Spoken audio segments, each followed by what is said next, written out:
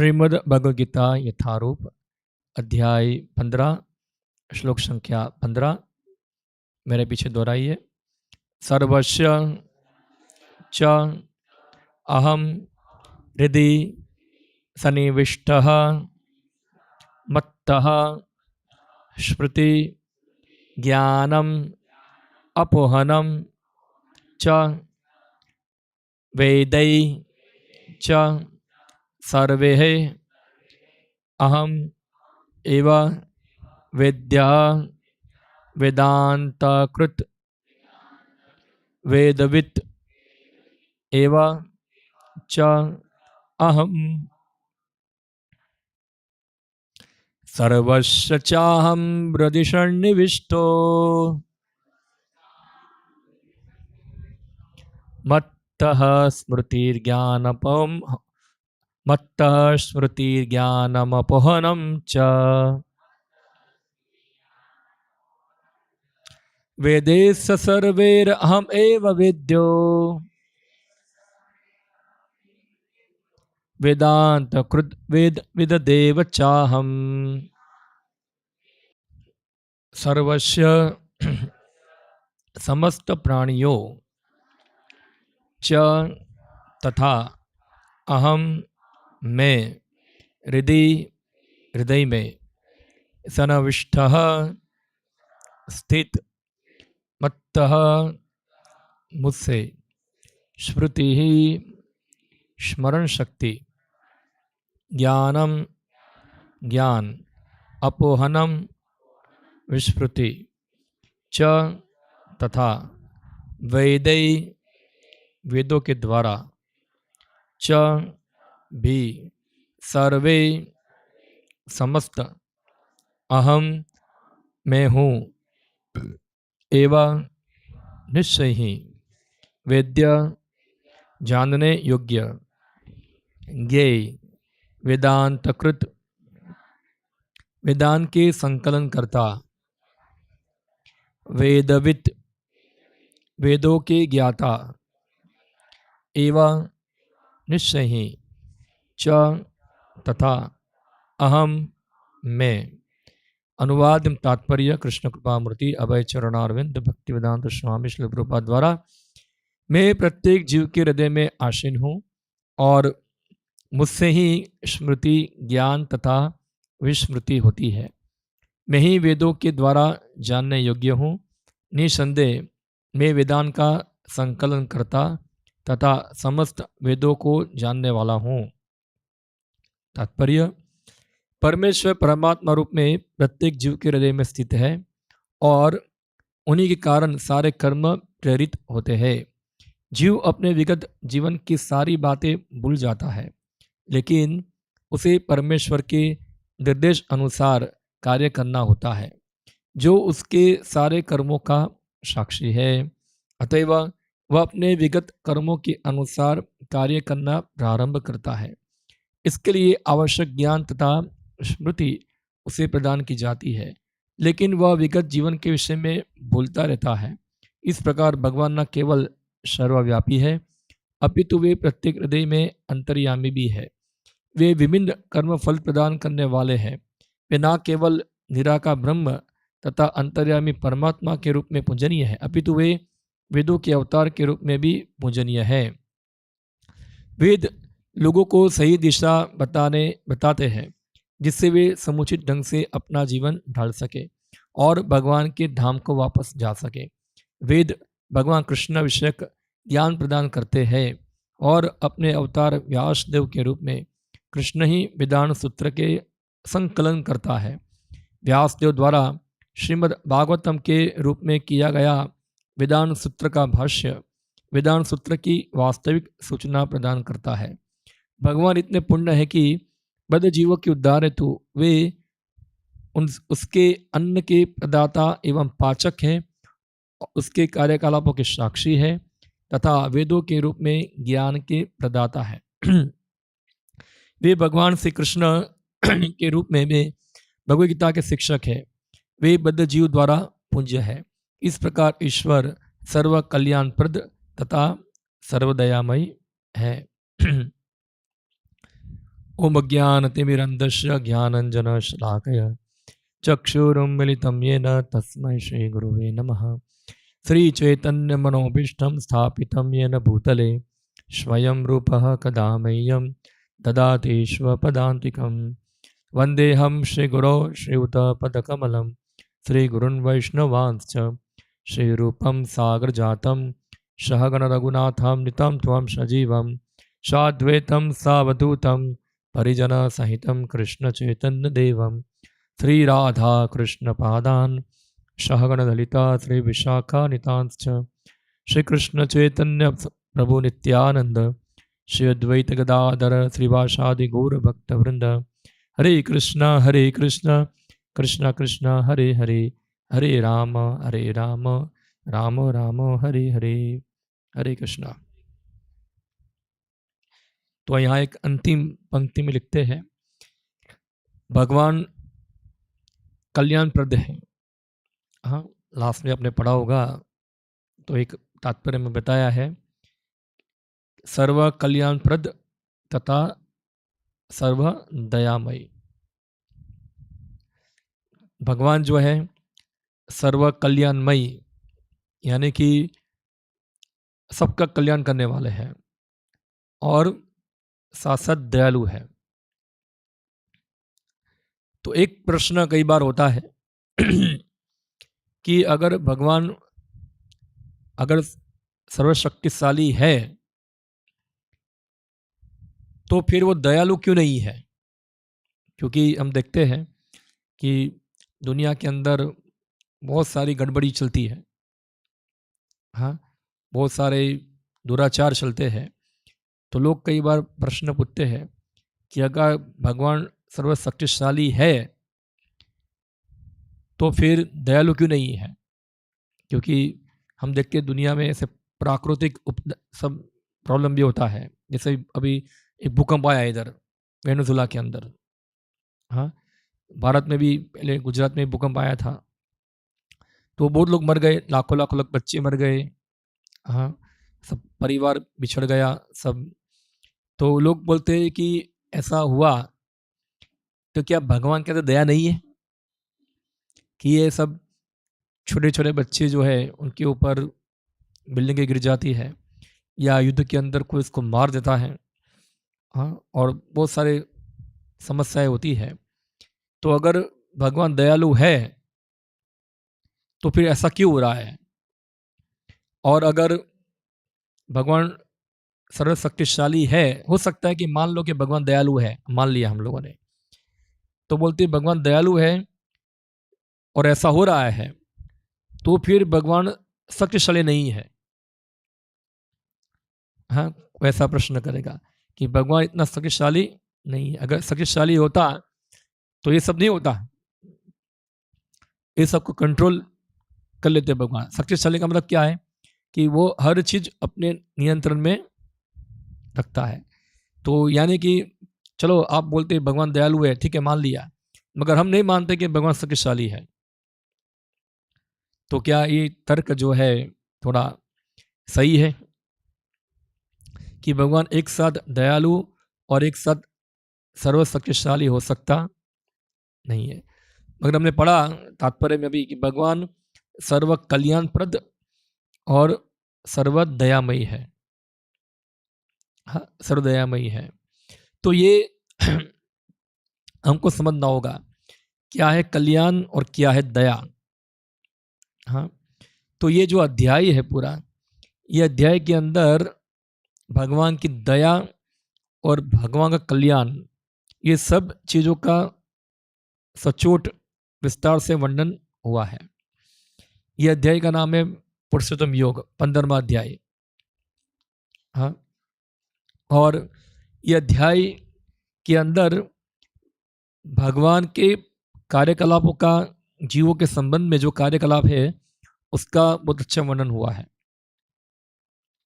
तो हमने देखा कि जीव जो है इस जगत के अंदर आता है, कृष्ण बोलिया जीव भोगवांछा करे, निकट माया तारे झापटिया धरे। इस संसार के अंदर जितने जीव जो है वो सब भोगवांछा, सबकी क्या इच्छा है? भोगवांछा। भोगवांछा यानी कि सब लोग भगवान से स्वतंत्र आनंद लेना चाहते हैं, एंजॉय करना चाहते हैं। हाँ, मगर यही अध्याय के अंदर भगवान कृष्ण बताते हैं कि हमारा संबंध कृष्ण के साथ है। हम कृष्ण से अलग होकर स्वतंत्र रूप से एंजॉय कर सकते नहीं है। भगवान को आनंद देकर हमको आनंद मिलता है, ना कि हम स्वतंत्र रूप से आनंद लेके हमको आनंद मिलेगा। जैसे एक उदाहरण देता हूँ मैं बार बार। जैसे मिठाई है, एक रसगुल्ला है। रसगुल्ला आपने हाथ में पकड़ के रखा तो उंगली को आनंद मिलेगा, उंगली को आनंद होगा कि देखो मैंने रसगुल्ला पकड़ा है या गुलाब जामुन पकड़ा है, एक आध फोटो खींच के थोड़ा वायरल करो सबको। हाँ, मगर जब वही उंगली जो है रसगुल्ला उठाएगी, गुलाब जामुन उठाएगी, मुंह में डालेगी, रसगुल्ला पेट में जाएगा, तो उंगली को फायदा होगा कि नहीं होगा? उंगली बोली मैंने उठा के मुंह में डाल दिया, मुझे क्या मिला? उसको कुछ मिला कि नहीं मिला? हाँ, तो रसगुल्ला खाकर जो ताकत आती है वो किसको मिली? पूरे शरीर को मिली, उसमें उंगली भी आ गई। तो उस प्रकार से अगर जीवात्मा जो है भगवान को आनंद देता है, भगवान को आनंद देता है, भगवान के आनंद के लिए कार्य करता है, वो कार्य से जीवात्मा को भी आनंद मिलता है। मगर कोई जीवात्मा खुद भगवान को भूलकर स्वतंत्र रूप से आनंद लेने का प्रयत्न करता है तो उसकी चिंताएं और बढ़ जाती है। हाँ, और हे यहाँ हम जो है ऐसा ही कुछ अनुभव करने के लिए इधर आए हुए हैं। हमने कृष्ण को छोड़कर इस संसार के अंदर चलो थोड़ा ट्राई करके देखते हैं क्या कृष्ण को भूल के क्या आनंद मिलता है। और फिर भगवान जो है हमारे आनंद के लिए, हमारे भोग विलास के लिए ये पूरा सृष्टि बनाते हैं, पूरी सृष्टि का सृजन करते हैं। हमने देखा था उद्वमूलम अधोशाखा, पूरा भौतिक संसार जो है ये भौतिक पदार्थों द्वारा भगवान की सृष्टि है। हाँ, और फिर बार बार सब आते जाते रहते हैं ना, थोड़ा डिस्टर्ब होता है। अभी बंद कर दो, ऑफ। जिसको बाहर जाना है अभी बाहर चले जाए, और जिसको आना है वो आ जाए, अभी बंद कर दो। ये गार्डन नहीं है कि सब लोग घूमने आए, ऐसा है। इसको निकलना है निकल जाइए, मुझे डिस्टर्ब होता है इधर।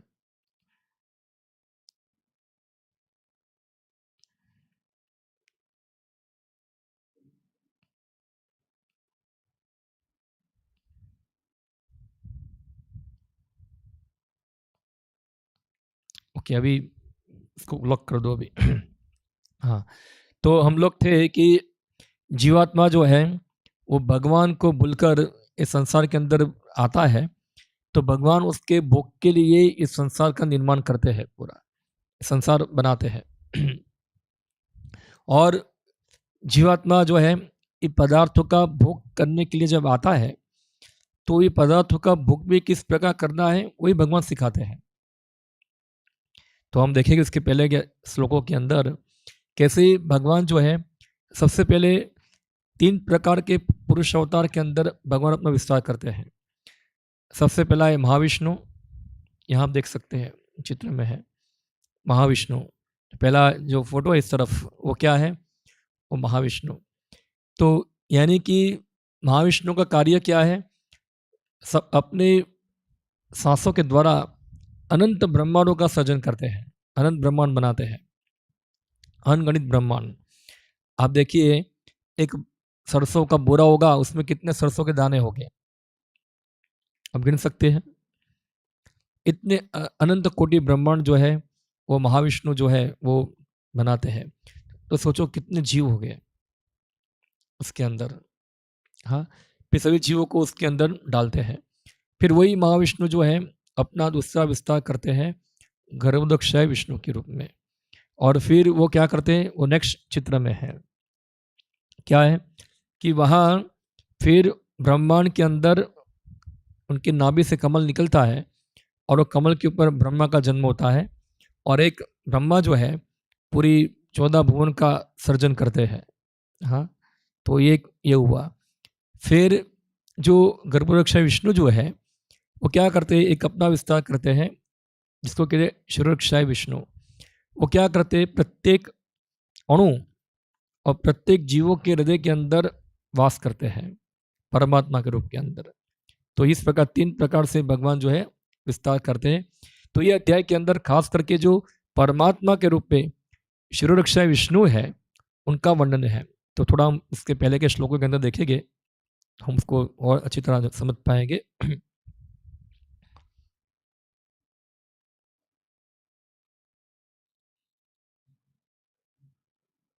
तो लास्ट टाइम हमने देखा था कैसे व्यक्ति जो है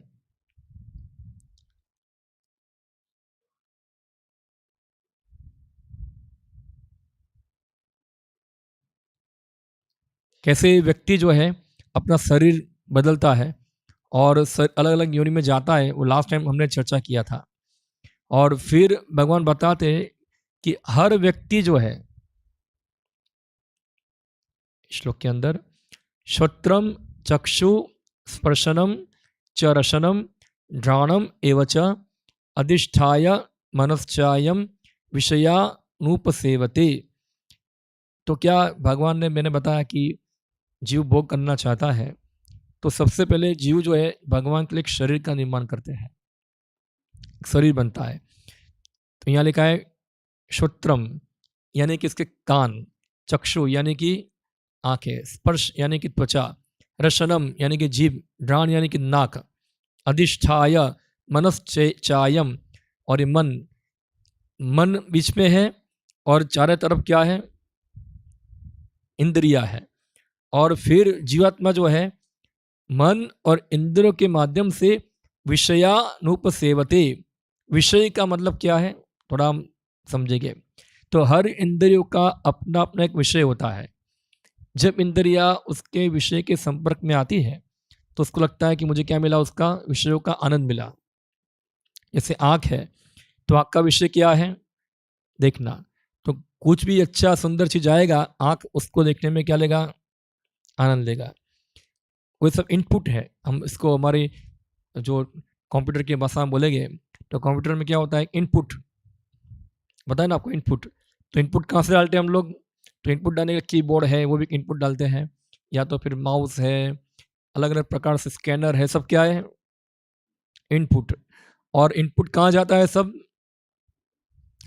कंप्यूटर के अंदर क्या होता है, इनपुट बीच में होता है प्रोसेसर होता है। हाँ, तो जो मन हमारा क्या एक प्रकार का प्रोसेसर है। तो जो भी कुछ इनपुट लिया वो इनपुट कहाँ जाएगा, मन में। और मन में क्या होता है, उसका प्रोसेस, फिर प्रोसेस उसके उसका आउटपुट निकलता है। तो इनपुट जाता है ज्ञान इंद्रियों के माध्यम से और आउटपुट होता है कर्म इंद्रियों के माध्यम से। तो ये इस प्रकार से जीवात्मा जो है अलग अलग विषयों को भोगता है। तो जैसे यहाँ तात्पर्य बताए, दूसरे शब्दों में यदि जीव अपनी चेतना को कुत्तों तथा बिल्लियों के गुणों जैसा बना लेता है तो उसे अगले जन्म में कुत्ते या बिल्ली का शरीर प्राप्त होता है जिसका वह भोग करता है। तो देखो, हम लोग वर्तमान जीवन के अंदर हमने जिस प्रकार की चेतना बनाई है, हमारा स्वभाव बनाया है, तो उस प्रकार से उस स्वभाव को अच्छा भोगने के लिए हमको ऐसा ही शरीर मिलेगा दूसरा, क्योंकि ये शरीर इस प्रकार के स्वभाव के लिए अनुकूल नहीं है। जैसे कि कोई बिना किसी नियंत्रण के इंद्रिय भोग करना चाहता है। हाँ, जैसे लास्ट टाइम मैंने उदाहरण दिया था, इसको मांस खाना है या सब जो भी कुछ अलग अलग प्रकार के पापाचार होते हैं सब करने हैं, तो ये मानव शरीर में क्या है, करना इतना अच्छा नहीं है। तो उसके लिए फिर मानव शरीर के अंदर हम इस प्रकार कार्य करते हैं तो फिर हमारी चेतना जिस प्रकार बनेगी वो कार्य करके हमारा मन इस प्रकार बनेगा, तो फिर हमको एक दूसरा शरीर मिलेगा जो वो कार्य को करने के लिए क्या है, ज़्यादा अच्छा है। जैसे मैंने उदाहरण दिया था, इसको मांस खाना है तो मांस खाने के लिए शरीर कौन सा मिलेगा फिर? शेर वाला मिल सकता है। हाँ, जिसको मांस भी खाना है और साग भाजी भी खाना है तो फिर कुत्ता बन जाओ। या तो फिर अब आपने देखा होगा कई बार आप गाड़ी लेके जाओगे तो कुत्ते पीछे दौड़ते हैं, भौंकते भी है, और कुछ एरिया तक आए के बाद में क्या हो जाएंगे, वो वापस चले आएंगे। तो वो कौन है? वो लोग पूर्व जन्म के अंदर वहाँ ही रहने वाले कोई होंगे। हाँ, हम देखते हैं कई बार किसी दुकान है, किसी का घर है, आपने वहाँ जाके खड़े रह गए, आपने गाड़ी बड़ी रख दिया, तुरंत चिल्लाएगा, ए हटाओ यहाँ से। हाँ, बोलेगा हटाओ यहाँ से, क्या है ये, मेरा एरिया है, भागो यहाँ से, पाओ। तो ये क्या इस प्रकार की चेतना उसने बनाई। तो फिर क्या होगा, अगले जन्म में वो क्या बनेगा? कुत्ता ही बनेगा, वहीं बनेगा, उधर ही। और क्या होगा, जो भी आएगा उसको बोलेगा ये मेरा एरिया है, आओ मत, भागो यहाँ से। वही सोचता है कि मेरा, तो स्वभाव इस प्रकार बना दिया है। हाँ, इस प्रकार स्वभाव बना दिया। तो व्यक्ति जो है इस प्रकार का शरीर मिलता है, और फिर उस प्रकार से वो शरीर में वो विषयों का आनंद लेता है। चेतना मूलतः जल के समान विमल होती है, लेकिन यदि हम जल में रंग मिला दे तो उसका रंग बदल जाता है। उसी प्रकार चेतना चेतना भी शुद्ध है, क्योंकि आत्मा शुद्ध है, लेकिन भौतिक गुणों की संगति के अनुसार चेतना बदली जाती है। वास्तविक चेतना कृष्ण भावनामृत है। अतः जब कोई कृष्ण भावनामृत में स्थित होता है तो वह शुद्धतर जीवन बिताता है। तो यहाँ बताए, चेतना जो है जैसे पानी है, अब पानी के अंदर लाल रंग डालो, क्या बन जाएगा? लाल। काला डालो, काला। अब जो रंग डालो उस प्रकार पानी का रंग हो जाएगा। तो उस प्रकार से हमारी चेतना जिस प्रकार के प्रकृति के गुणों के संपर्क में आएगी। अभी कोई बोलेगा कैसे संपर्क में आती है? तो आप देखो, जिस प्रकार के कार्यों से हम आ सकते हैं, हाँ, जिस प्रकार कार्यों से हम लोग आ सकते हैं, तो कार्य जो होते हैं सब 3 गुण में होते हैं। पूरा जगत 3 गुण में विभाजित है। 3 गुण के बारे में आप सब जानते होंगे, मैंने बताया था। 3 गुण कौन से हैं? सत्वगुण, रजोगुण और तमोगुण। ये 3 प्रकार के गुण हैं। 3 प्रकार गुणों में सबके खाना पीना, कपड़ा, उसका बोलना, उसका कार्य, सब कुछ 3 गुण में होता है। हर क्रिया 3 गुण में होती है। तो एक व्यक्ति जो होता है विशेष प्रकार के गुणों से आकर्षित होता है, उसको ये अच्छा लगता है। जैसे पानी जो है लाल रंग में मिल गया तो क्या बन गया? लाल। उसी प्रकार से हम एक विशेष प्रकार के गुणों से आकर्षित हो गए तो गुणों का स्वभाव हम पे लग जाएगा, हम पे आ जाएगा। जैसे कि हम देखते रजोगुण तमोगुण का स्वभाव क्या है, तो गीता के अंदर बताते रजोगुण व्यक्ति, जो व्यक्ति रजोगुणी है उसका नेचर कौन सा है? तो रजोगुणी व्यक्ति बहुत बहुत बहुत एम्बिशियस होगा। मुझे पैसा कमाना है, सबसे आगे बढ़ना है। हाँ, मैं बहुत मेहनत करता है दिन रात, सबसे आगे मुझे निकलना है। चाहे बिजनेसमैन हो, चाहे नौकरी करने वाला हो, पूरा दिन रात क्या चलता है उसके दिमाग में? कैसे बड़ा बड़ा व्यक्ति बनना है, सबसे वो चलता है। और फिर उस प्रकार उसका भोजन भी होगा, उसका खाना पीना कैसा होगा उसका? तो उसको बहुत तीखा या खट्टा या बहुत स्वादिष्ट, जो मसालेदार ऐसा जो भोजन होगा वो ज़्यादा उसको क्या करेगा? आकर्षित करेगा। जैसे हम देखें पानी पूरी और ये सब क्या खाते हैं, दूसरा ये मंचूरियन और क्या होता है सब, पिज़्ज़ा, और नाम भी याद नहीं है मुझे। क्या क्या हमको तो खाई रोटी सब्जी दाल राइस याद है, बाकी सब आजकल नया नया सब आ गया सब। अभी ये सब हम देखते इतना सा लारी चलता है बाहर, तो ये सब लारी में लोग जाते हैं। तो ये खाने से क्या किसी का पेट भरता है? क्या पेट को संतुष्टि मिलती है? किसकी संतुष्टि के लिए जाते हैं? जीभ की, जीभ की। हाँ, मैंने बताया, भगवान यहाँ बताए कि एक प्रकार की इंद्रिया एक प्रकार के विषय के संपर्क में आती है। तो जीभ को सब अलग अलग स्वाद टेस्ट करना, क्या है, स्वाद टेस्ट करना।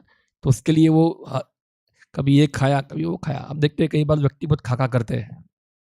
एक बार मैं ट्रेन में गया था, ट्रेन में देखा एक आदमी जो था ट्रेन में जो भी आ रहा है सब खा रहा है, जो आ रहा है सब खा रहा है। हाँ, खाते जाओ बस। उसका जीवन क्या है, खाना, खाओ और सो, ये चीज है। और हर बार नया नया, कुछ लोगों का बहुत इच्छा होता है, आज ये होटल में खाना खाया, कल वो होटल में खाना खाने जाते हैं, चलो अलग अलग होटल का टेस्ट प्राप्त करना है। और होटल का डिश का दाम देखोगे आप तो 500 रुपये की डिश होगी एक। हाँ, अगर लेके जाएगा खाने के लिए, बस ऐसा उसको अंदर से कुछ आनंद प्राप्त करने के लिए। क्या आनंद मिलेगा, ये लारी में खाएगा, ज़्यादा पैसा नहीं होगा तो लारी पे कुछ खा लिया। तो ये सब जीभ का टेस्ट। तो इस प्रकार ज़्यादा इस प्रकार की आदत बनाने से क्या हो जाएगा, उसका स्वभाव भी ऐसा बन जाएगा, स्वभाव ऐसा बनेगा। ऐसे क्रियाओं करने से व्यक्ति की आदतें हो जाएगी, वो गुण के द्वारा वो क्या हो जाएगा, बद हो जाएगा। तो फिर क्या होगा कि अगर इस प्रकार की गुण का संगति किया है तो अगले जीवन में वो गुण के अनुसार ही उसको शरीर मिलेगा। हाँ, वो वही गुण के अनुसार शरीर मिलेगा उसको। इसलिए जो वास्तविक चेतना जो है वो क्या है, कृष्ण चेतना। अगर आपने ये जीवन के अंदर कृष्ण भक्ति किया है, आपका जीवन कृष्ण भक्ति युक्त है, तो आपकी चेतना जिस प्रकार बनी है तो अगले जन्म में कृष्ण भक्ति बनेंगे।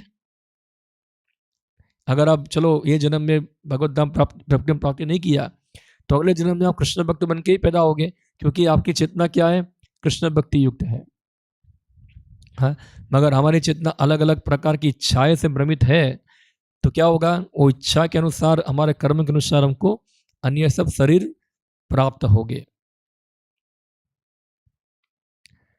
लेकिन यदि उसकी चेतना किसी भौतिक प्रवृत्ति से मिश्रित हो जाती है तो अगले जीवन में उसे वैसा ही शरीर मिलता है। यह आवश्यक नहीं है कि उसे पुनः मनुष्य शरीर प्राप्त हो। वह कुत्ता, बिल्ली, सुअर, देवता या 84 लाख योनियों में से कोई भी रूप प्राप्त कर सकता है। तो अब देखिए सबके अलग अलग इच्छाएं, नेचर। संडे है, कहाँ जाना है, तमोगुनियों का कहाँ जाएगा, जो दारू पीने जाते हैं, चलो थोड़ा क्लब में जाते हैं। रजोगुनियों का तो कहाँ जाएगा, हाँ होटल बोटल में घूमने जाओ। थोड़ा सत्वगुनियों का तो क्या, चलो मंदिर जाते हैं। हाँ, वो उसका इच्छा, उस प्रकार का इसका एंजॉयमेंट है, क्या है, उस प्रकार की आदतें हैं। तो जो व्यक्ति जिस प्रकार की आदतें बनाएगा उस प्रकार का गुण उसके अंदर बढ़ेगा और फिर क्या होगा, उसका स्वभाव बनेगा, उसको अलग जीवन मिलेगा।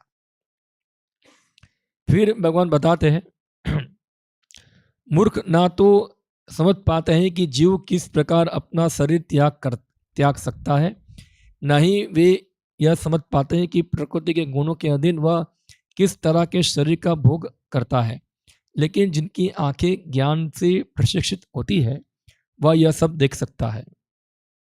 हाँ, तो जो लोग मूर्ख हैं, जिनको ये सब पता नहीं है कि हम हमारा जीवन किस प्रकार चला रहे और अगला जीवन हम किस प्रकार प्राप्त कर पा रहे हैं, वो देख पाते नहीं है। हम हमारा आदतों के द्वारा हम हमारा नेक्स्ट बॉडी ऑलरेडी तैयार कर चुके हैं, लोग उसको देख पाते नहीं है। मगर यहाँ भगवान बताया जो ज्ञान चक्षु, यानी कि जो गीता का ज्ञान समझा है, जाना है, वो लोग देख पाते हैं कि ये व्यक्ति अगले जन्म में क्या बनने वाला है और मेरा गति भी अगले जन्म में क्या होने वाला है। क्योंकि हम लोग खुद व्यक्ति अपने कार्यकलाप से समझ पाएगा, इसके लिए किसी और से सर्टिफिकेट लेने की आवश्यकता नहीं है। हम खुद हमारी आदतों को जज करें, क्या है हमारी किस प्रकार की हैबिट है, हमारा किस प्रकार का नेचर है, स्वभाव है। तो इसलिए मृत्यु आने से पहले हमारे नेचर को शुद्ध करना है। क्या करना है, इसको कृष्ण भावना भावित नेचर बनाना है, कृष्ण भक्त नेचर बनाना है। वरना क्या होगा, अगर हमारा पापी नेचर है तो फिर हमारी गति क्या होगी, अच्छी नहीं होगी। लास्ट टाइम मैंने बताया था कम से कम व्यक्ति को 4 प्रकार के पापों से दूर होना चाहिए। हाँ, मांस भक्षण, जुआ, नशा और व्यभिचार। हाँ, ये 4 प्रकार के पाप से तो कम दूर होना चाहिए। और बहुत सारे पाप हैं, भाई इसको महापाप बताया है ये। तो क्या होता है कि अगर व्यक्ति आजकल उसमें ही रहेंगे तो क्या होता है, ज़्यादा पाप करने से बताए शास्त्र नूनम प्रमत्त कुरुते विकर्म। जब व्यक्ति ज़्यादा इंद्रिय भोग के लिए लिप्त होता है तो वो पाप करता है। पाप यानी कि लिमिट के बाहर जाना। भगवान ने हर व्यक्ति के इंद्रिय भोग के लिए लिमिट बांधा है, वो लिमिट को क्रॉस किया, वो क्या है, वो पाप है। तो व्यक्ति लिमिट क्रॉस कब करता है, जब व्यक्ति अपनी इंद्रियों के ऊपर नियंत्रण रख सकता नहीं है। नियंत्रण गायब तो पाप कर्म चालू। जैसे आप घोड़ा चलाते हैं तो घोड़े चलाने के लिए आप रस्सी पकड़ते हैं, तो रस्सी पकड़ा होगा तो घोड़ा क्या रहेगा आपके नियंत्रण में। मगर सोचो घोड़ा अनकंट्रोल हो गए और आपको भी खिंच गए तो क्या होगा, अब गए। तो उसी प्रकार से अनियंत्रित इंद्रिया जो है व्यक्ति को पाप कर्म करने के लिए मजबूर करती है।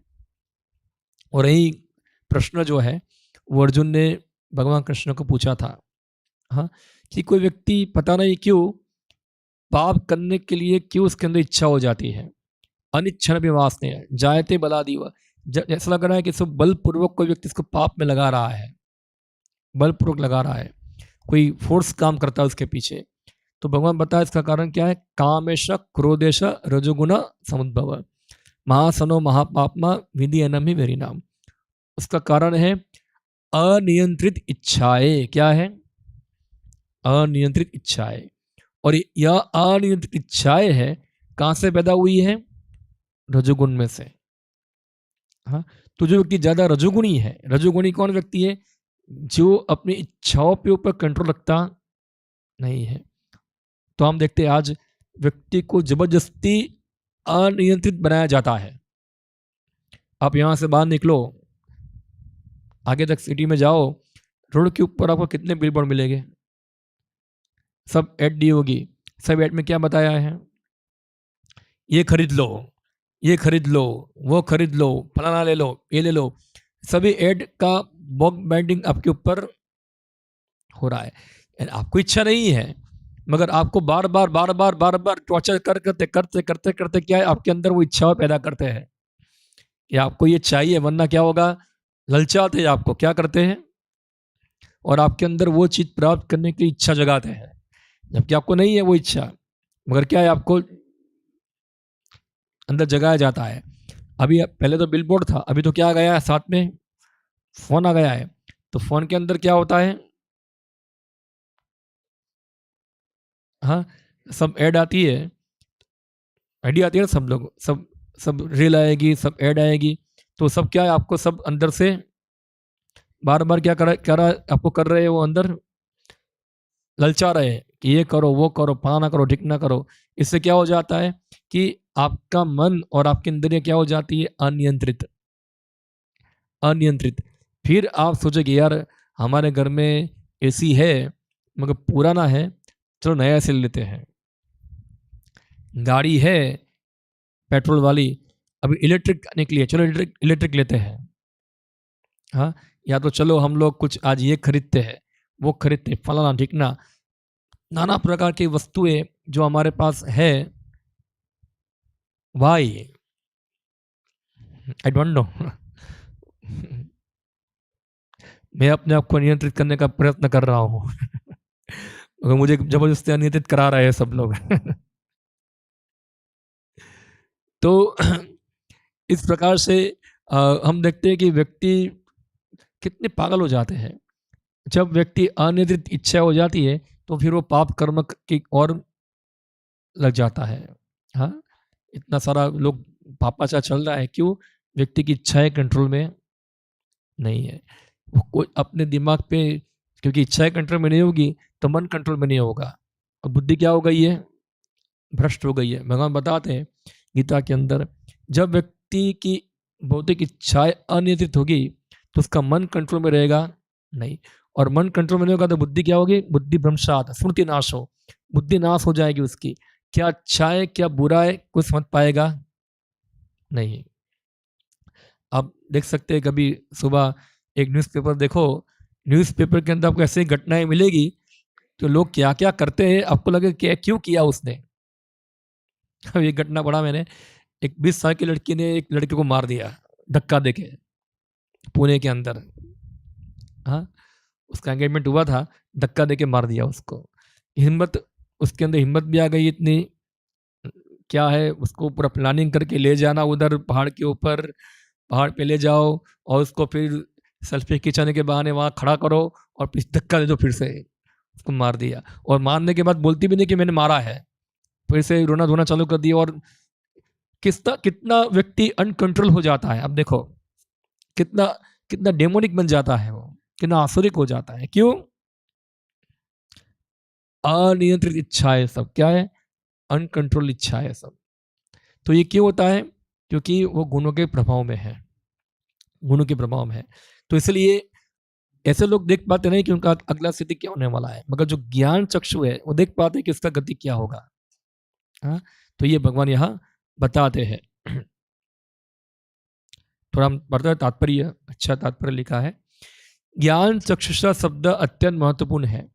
बिना ज्ञान के कोई ना तो यह समझ सकता है कि जीव इस शरीर को किस प्रकार त्यागता है, ना ही यह कि वह अगले जीवन में कैसा शरीर धारण करने जा रहा है, अथवा यह कि वह विशेष प्रकार के शरीर में क्यों रह रहा है। इसके लिए पर्याप्त ज्ञान की आवश्यकता होती है, जिसे प्रमाणित गुरु श्री भगवद्गीता तथा अन्य ऐसे ही ग्रंथों को सुनकर समझा जा सकता है। जो इन बातों को समझने के लिए प्रशिक्षित है वह भाग्यशाली है। प्रत्येक जीव किन्हीं परिस्थितियों में शरीर त्यागता है, जीवित रहता है और प्रकृति के अधीन होकर भोग करता है। फलस्वरूप वह इंद्रिय भोग के भ्रम में नाना प्रकार के सुख दुख सहता रहता है। ऐसे व्यक्ति जो काम तथा इच्छाओं के कारण निरंतर मूर्ख बने रहते हैं, अपने शरीर परिवर्तन तथा विशेष शरीर में अपने वास को समझने की सारी शक्ति खो बैठते हैं। वे इसे नहीं समझ सकते, किंतु जिन्हें आध्यात्मिक ज्ञान हो चुका है वे देखते हैं कि आत्मा शरीर से भिन्न है और वह अपना शरीर बदलकर विभिन्न प्रकार से भोगता रहता है। ऐसे ज्ञान से एक व्यक्ति समझ सकता है कि इस संसार में बदल जीव किस प्रकार कष्ट भोग रहे हैं। अतएव जो लोग कृष्ण भावनामृत में अत्यधिक आगे बढ़े हुए हैं वे इस ज्ञान को सामान्य लोगों तक पहुंचाने में प्रयत्नशील रहते हैं, क्योंकि उनका बद्ध जीवन अत्यंत कष्टप्रद रहता है। इन्हें इसमें से निकल कर कृष्ण भावना भावित होकर आध्यात्मिक लोक में जाने के लिए अपने को मुक्त करना चाहिए। तो हम यहाँ कितना बताया अच्छा कि ऐसे भौतिक इच्छाओं के प्रभाव में, गुणों के प्रभाव में व्यक्ति नाना प्रकार के काम करेगा, कर्म करेगा, उसके परिणाम स्वरूप क्या होगा? कष्ट।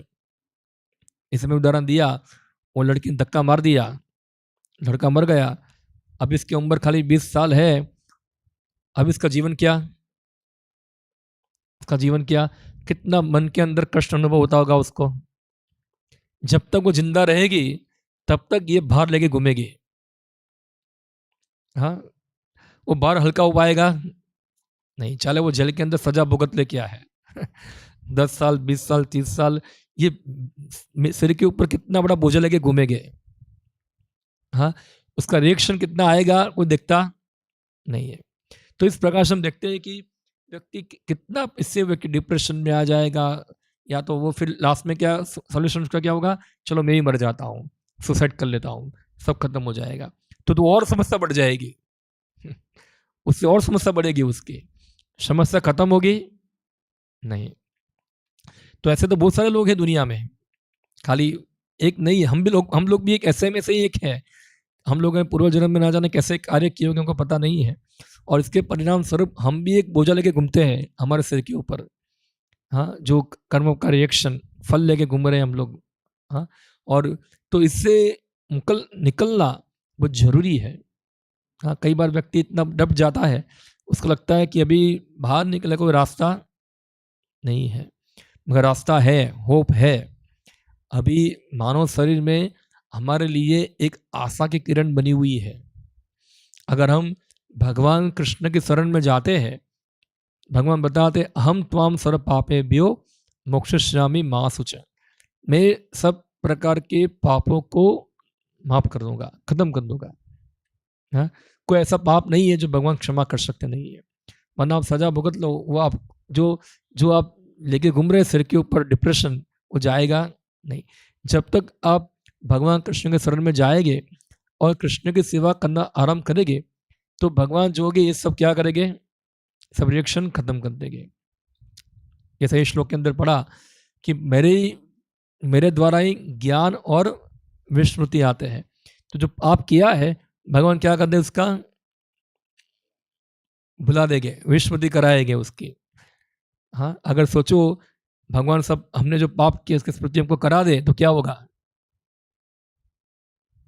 वो लड़की की जैसा हम भी जी पाएंगे नहीं। भगवान को याद करा दे, तुमने ये जन्म में ये काम किया था, देखो ये जन्म में ये काम किया था, ये जन्म में ये काम किया था, ये जन्म में वो काम किया था, ये सब हमको याद करा दे तो हम जी पाएंगे ये सब बोझा लेकर। हाँ, पागल हो जाएंगे हम लोग। इसलिए भगवान कृपा करके क्या करते, सब क्या करते, भुलाते हैं।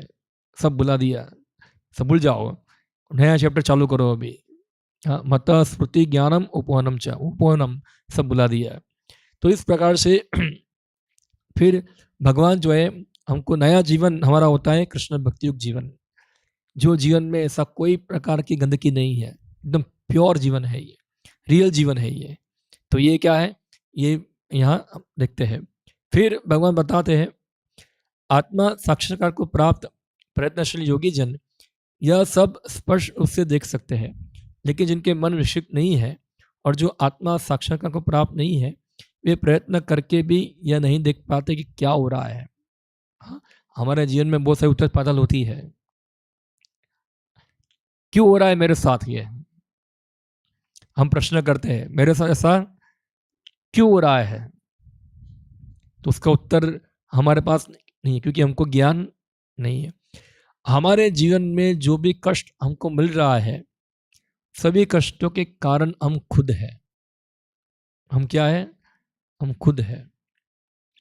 हम दूसरों पे आरोप थोप सकते हैं कि ये मेरा कष्ट का कारण है, ये मेरा कष्ट का कारण है, वो मेरा कष्ट का कारण है। हाँ, वो माध्यम बन सकता है हमारे कष्टों के लिए, मगर हमने कुछ ऐसा किया है कि वो रिएक्शन हमको उसके द्वारा मिल रहा है, उसके माध्यम से मिलता है। तो दोष देना है तो किसको देना चाहिए, हमारे ही कर्मों को। और ज्यादा कर्म करोगे तो और ज्यादा फटका मिलेगा। हाँ, ऐसा।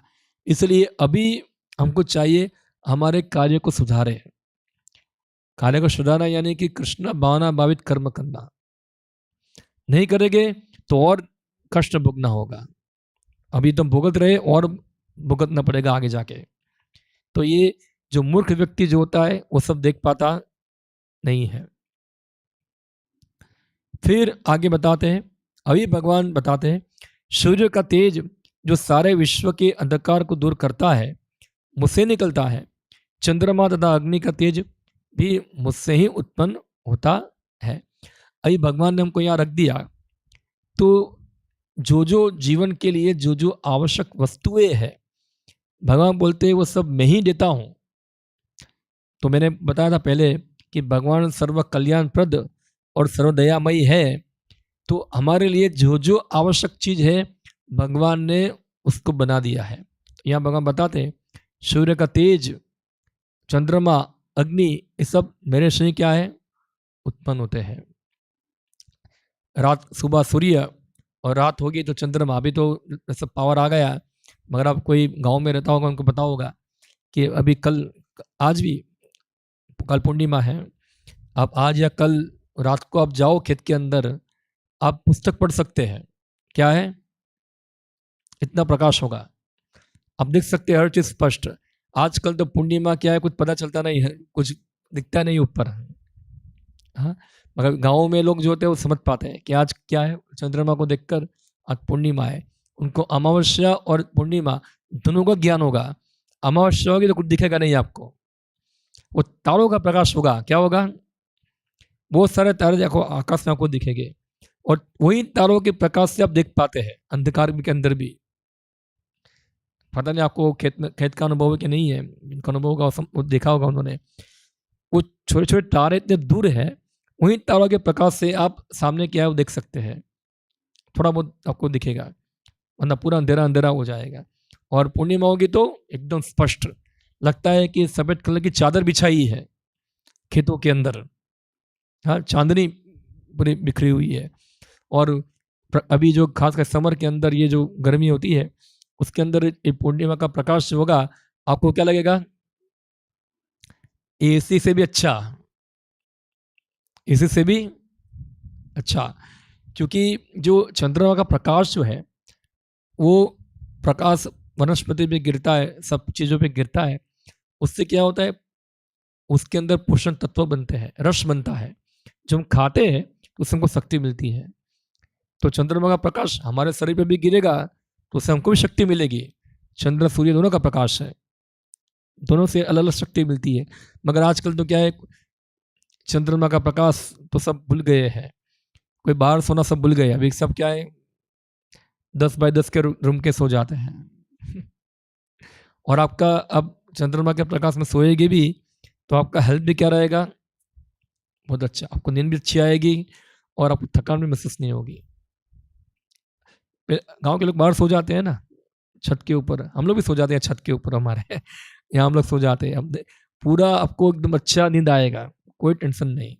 बाकी क्या होता है, अब घर में भी आपको अच्छा लगेगा नहीं, है तो ये भगवान देते हैं हमको फ्री में।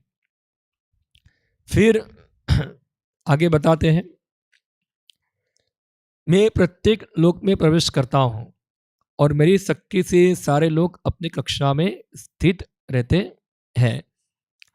अभी साइंटिस्ट लोग बोलते हैं कि हम लोगों ने जान लिया कि सब अलग अलग ग्रह है, गीता में बताया अलग ग्रह है, देखो, और सब ग्रह जो है अपनी कक्षा में घूम रहे हैं। अभी ये सब समझने के लिए आपको आकाश में देखना होगा आपको आकाश में, हम स्कूल की बुक में देखते हैं, बुक में तो खाली चित्र होता है, आपको रियल देखना है तो आकाश में जाके देखो। हाँ, आप रात को अगर आप, मैंने वैसे बताया कि कोई रात को सोने जाता है, थोड़ा आकाश में देखेगा, वो व्यक्ति तारों को पहचानता भी है कि कौन सा तारा कौन सा है, कौन सा ग्रह कौन सा है, पहचान भी सकते हैं। हाँ, सप्तऋषि कौन से है, मंगल कौन सा है, शुक्र कौन सा है, गुरु कौन सा है, सब प्लेनेट को आप देख सकते हैं। हाँ, चंद्रमा, और चंद्रमा को देखकर आप बता सकते हैं आज कौन सा तिथि है। हाँ, अमावस्या होगी या तो अमावस्या के बाद प्रतिपद होगा तो चंद्रमा इधर होगा, कहाँ होगा, वेस्ट में, थोड़ा देखेगा तो पता चलता क्या ये प्रतिपद है, यानी कि सेकंड दिन है। ऐसे चंद्रमा जो है हमेशा 13 डिग्री ऊपर आता है, क्या होता है 13 डिग्री, डिग्री हिंदी में क्या बोलेगा उसको, अंश क्या बोलते हैं, अंश हिंदी में वो होता है ना एंगल। हाँ, तो 13 डिग्री जब अमावस्या होती है तो 180 डिग्री होगा, और धीरे धीरे हर एक दिन 13 डिग्री क्या होगा, वो ऊपर आएगा। और जब पूर्णिमा होगी तो क्या होगा, 180 डिग्री सीधा सामने होगा। तो पूर्णिमा के दिन शाम को चंद्रमा कहाँ देखेंगे आप, सीधा, और अमावस्या के दिन कहाँ देखेंगे आप, आपको दिखेगा नहीं यहाँ, क्योंकि 180 डिग्री है ये, नेक्स्ट दिन देख सकते हैं आप। तो ये सब देखो, ये सब ग्रह के अंदर भगवान प्रवेश करते हैं, सब प्लेनेट चलाते हैं। आप रात को सो गए 10 बजे, आपके सिर के ऊपर चंद्रमा था, सुबह होकर देखोगे दूसरी जगह पे होगा। हाँ, सप्तऋषि यहाँ थे, आगे चले जाएंगे, सब प्लैनेटों की मूवमेंट हो रही है। तो भगवान बोलते हैं मैं ही कराता हूँ, मेरी शक्ति से होती है, मैं हर ग्रह के अंदर प्रवेश करता हूँ और सब प्लैनेट अपनी अपनी कक्षा में क्या है, भ्रमण करते हैं। आपने कभी देखा कोई टकरा गए, हाँ, हमारे साइंटिस्ट बताते हैं ग्रेविटेशन लो क्या चलता है कि ग्रेविटी के कारण टकराते नहीं है, मगर लो बनाया किसने, हाँ, भगवान ने। थोड़ा सूरज अभी नजीक आता है हमारे पृथ्वी के, हमको क्या लगता है पूरा, बहुत गर्मी बहुत गर्मी, थोड़ा दूर होता है तो ठंडी लग जाती है। हाँ, तो भगवान ने पूरा सीजन चेंज किया है, कितना ज़बरदस्त, कि सूरज की मूवमेंट से क्या होता है, पृथ्वी के ऊपर सीजनें चेंज होती हैं। हाँ, ठंडी गर्मी वसंत ऋतु, शरद ऋतु सब आती है, और इस प्रकार से अलग अलग ऋतुओं के कारण अलग अलग प्रकार के वनस्पति उगते हैं, अलग अलग प्रकार के अनाज उगते हैं, जो जीवों के खाने के लिए जरूरी है, जिससे उनका पोषण हो। तो सोचो कितना अच्छा भगवान ने व्यवस्था किया है। हाँ, कोई कर सकता है ऐसा? तो ये भगवान का मैनेजमेंट है पूरा। फिर यहाँ बताए, मैं चंद्रमा बनकर समस्त वनस्पतियों को जीवन रस प्रदान करता हूँ। तो मैंने बताया इस प्रकार से चंद्रमा का प्रकाश गिरता है वनस्पति के ऊपर, उससे क्या होता है, वो रस बनता है, वो खाने से हमको शक्ति मिलती है।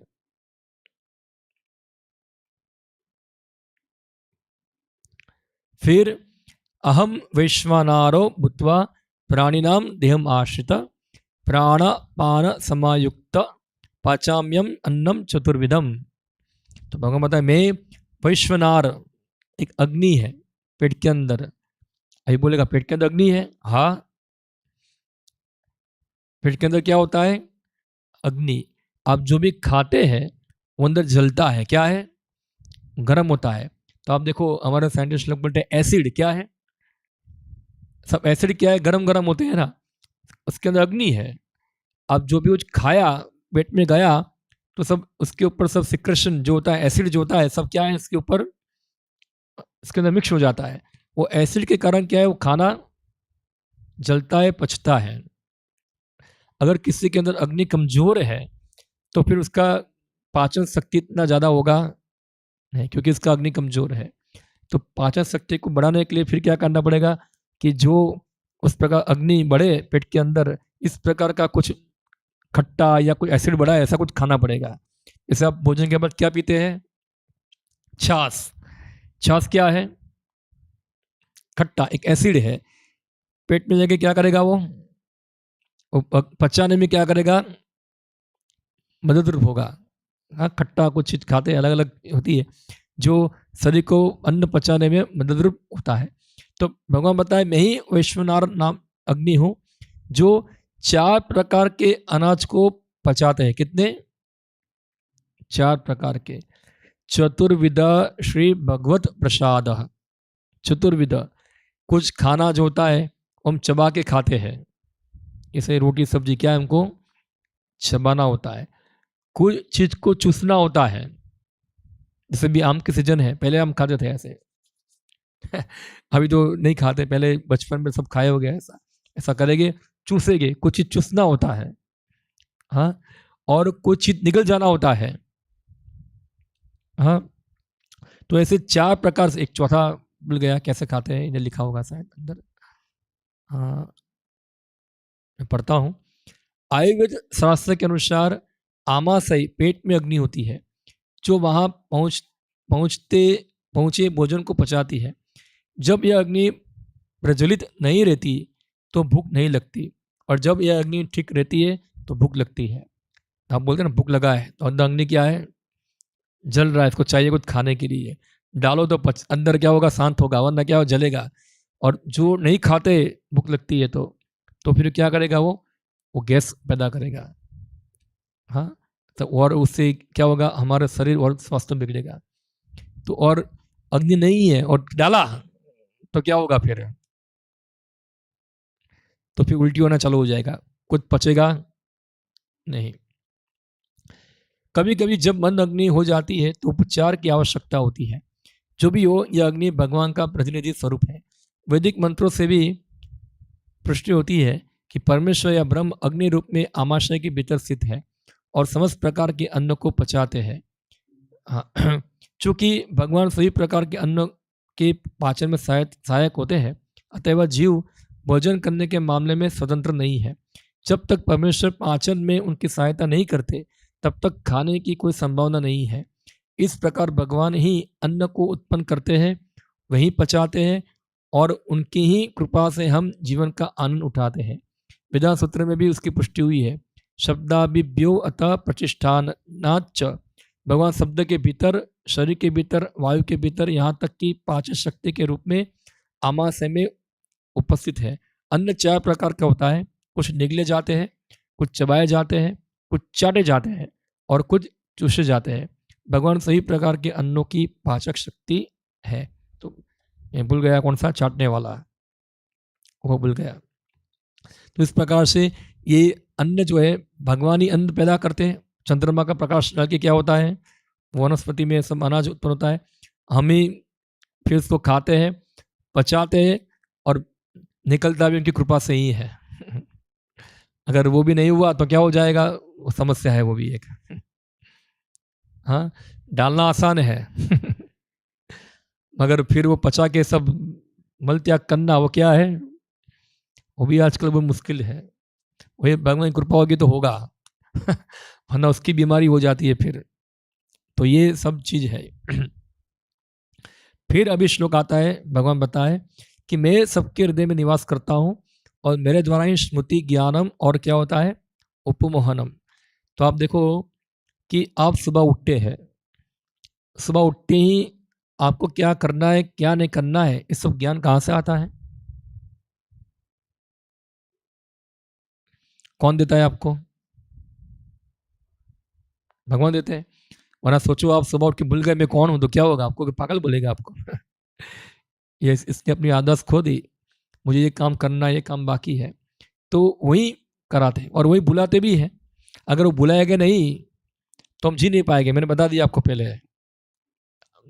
विगत जन्मों कर्मों के फल भगवान क्या है, बुला देते हैं। और भगवान बता दे मैं ही वेदेश्च, सभी वेदों को रचिता वो है, वेदांत का रचिता वो है, सही वेदों को जानने जो जानने योग्य विषय भी कौन है, भगवान ही है। तो भगवान ने मानव समाज के लिए वेद दिए कि जिस वेदों को जानकर हम ज्ञान प्राप्त कर पाए। जैसे कोई भी मशीन हम लाते हैं तो मशीन के साथ क्या आता है, एक मैन्युअल, कैसे मशीन को चलाना है। उसी प्रकार से जो शास्त्र है वो हमारे जीवन को चलाने की मैन्युअल है, कैसे जीवन जीना है हमको। वही गाइडेंस कौन देते हैं, भगवान देते हैं। मगर हम लोग गाइडेंस लेते नहीं तो फिर क्या होगा, हम समस्या में पड़ जाते हैं। तो इसलिए भगवान ने हमारे जीने के लिए सभी प्रकार की व्यवस्था की है, हमको खाली इसका फायदा उठाना है। आपको वेद दे दिया, आपको अनाज दे दिया, पचा भी वो देते हैं, निकाल भी वो देते हैं, पोषण भी वो कराते हैं। अब खा जाते हैं, अंदर क्या हो रहा है आपको पता है, क्या प्रोसेस चलता है पूरा, कितना कॉम्प्लेक्स शरीर है ये। कुछ भी चीज आगे पीछे हो जाएगी तो क्या होगा, ये शरीर खत्म हो जाएगा। इतना कॉम्प्लेक्स शरीर कितना आसानी से हम इसको उपयोग कर पा रहे हैं ये। तो ये सब क्या है, भगवान की दया है। क्या है, दया है। एक अंग आगे पीछे हो गया तो पता चलेगा क्या हालत होती है हमारी। हाँ, तो इसलिए अभी जो हम भगवान ने हमको शायद हमको उपकार किया हमारे ऊपर, ये शरीर देकर, ऐसा व्यवस्था कर कर, तो फिर हमको उसका लाभ लेकर इस संसार के जन्म मृत्यु जरा व्याधि के चक्कर से कर वापस भगवत धाम जाने के लिए प्रयत्न करना चाहिए, ना कि कुत्ते बिल्ली की तरह इंद्रिय तृप्ति के अंदर लिप्त होना है। ये ज्ञान जिसको होगा वही व्यक्ति मानव जीवन का सही से उपयोग कर पाएगा। जिसको ये ज्ञान नहीं है वो तो बस ऐसे ही विषयों में पड़ा रहेगा, अगला जीवन ऐसे ही चलता रहेगा, कुत्ते बिल्ली रसला योनि में घूमता रहेगा। ठीक है तो यहाँ मैं समाप्त करता हूँ। हरे कृष्णा। कृष्ण